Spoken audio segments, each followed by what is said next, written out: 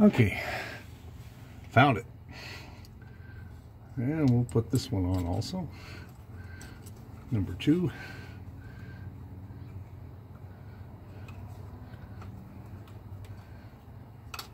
Okay.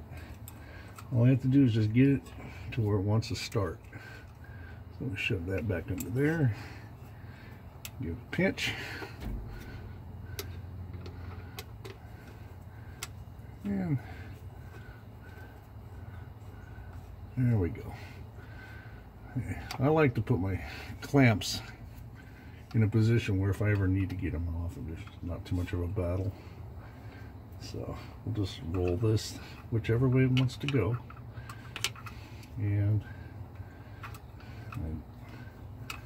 now it looks like that's going to be the way it wants to go. So that's all right. Let's go ahead and snug it down.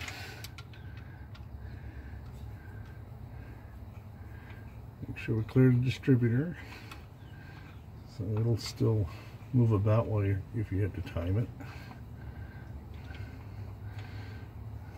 It was facing the other way when I took it off, but I think it'll work just fine this way too. Yeah, looks like we got some clearance here for the distributor. And we'll snug this one on down.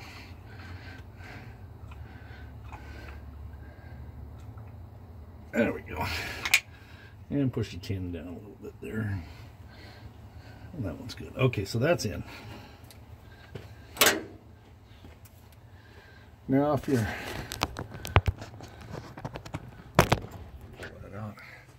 okay, again, this is 1972 Ford F250. This is a 360 FE engine. FE is Ford Edsel.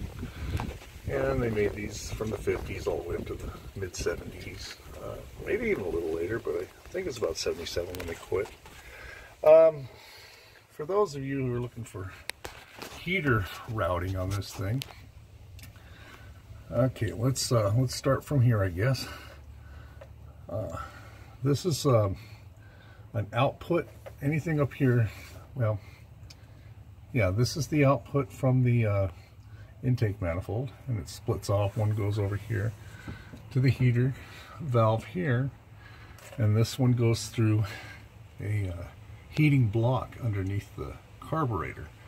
And what this does is heats up the fuel charge on a cold day and makes your engine start easier.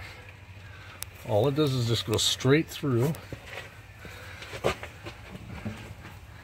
and goes out the back side of this block here. See if I can get you in there a little better.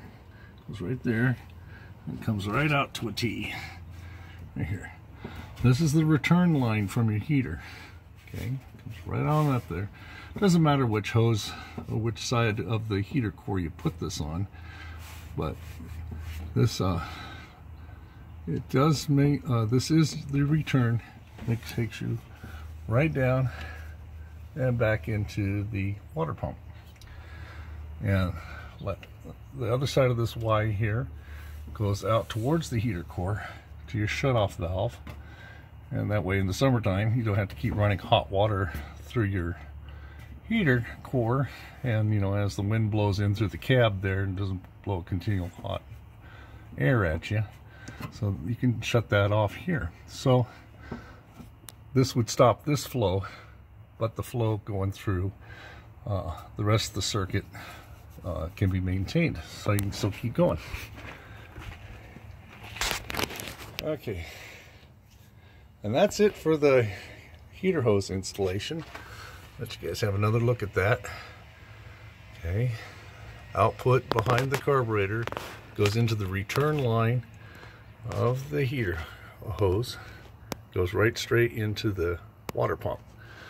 This is all pressure here coming out of the intake manifold, goes right on up to the valve and then straight into the heater core there.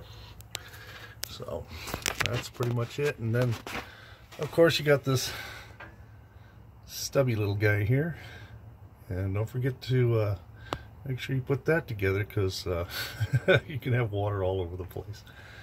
I hope that helps. All right. And now to the vacuum hoses.